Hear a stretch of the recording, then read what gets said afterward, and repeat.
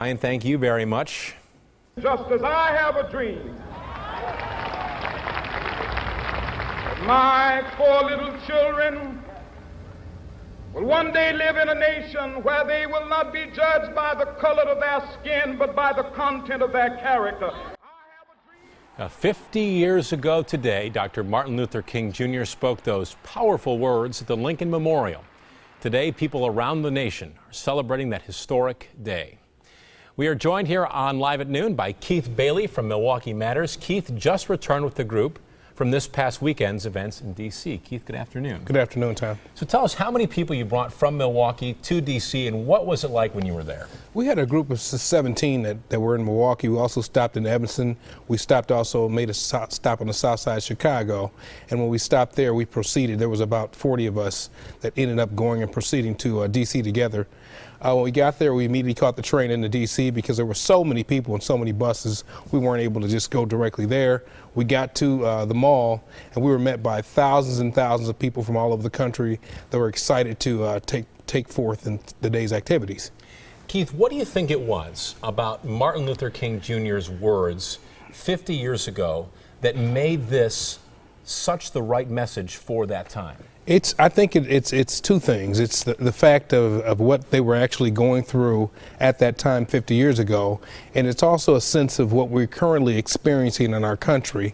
That they tied together so well. You know, we're fighting for jobs, we're fighting for safe communities, and we're fighting for equality throughout America. So it was an excellent tie-in, and it was an excellent time to be there, and it's going to be a great time today in D.C. also. In your view, has Martin Luther King Jr.'s dream been achieved?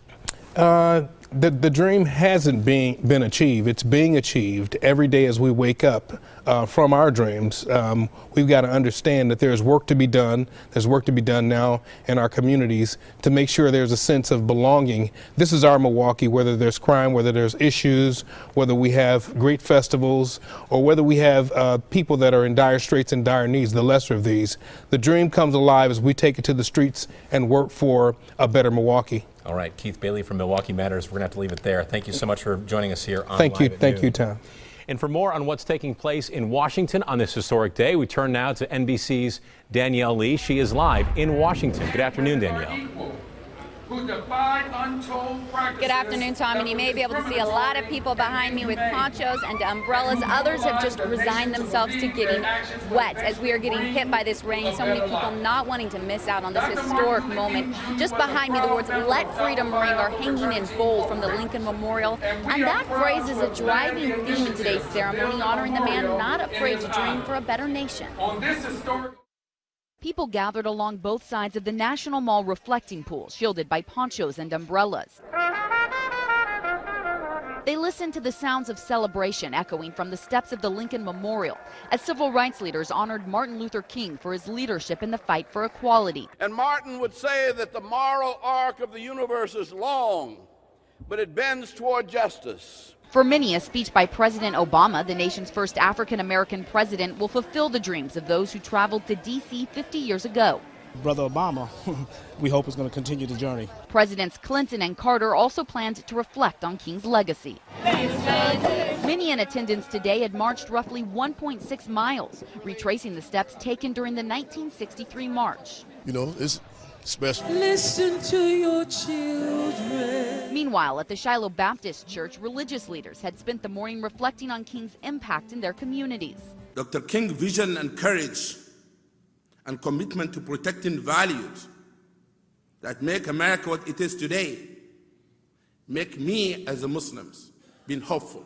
King's son guessed his father would be proud of where the nation has come, but also be troubled by ongoing injustices. Many young people, it seems, are first judged by color and later by the content of their character. Today's ceremony is as much about looking back as it is about demanding the nation unite to complete King's unfinished dream.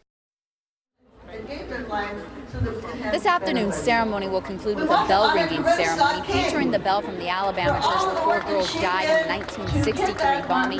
At that same time, bells are going to ring out from around the world, marking the time that King made his speech 50 years ago. Reporting live in Washington, I'm Danielle Lee. Tom, back to you. Danielle Lee reporting for us this noon hour in Washington. Thank you. Up next on Live at Noon, Brian Goddard has the forecast for the big Harley-Davidson week.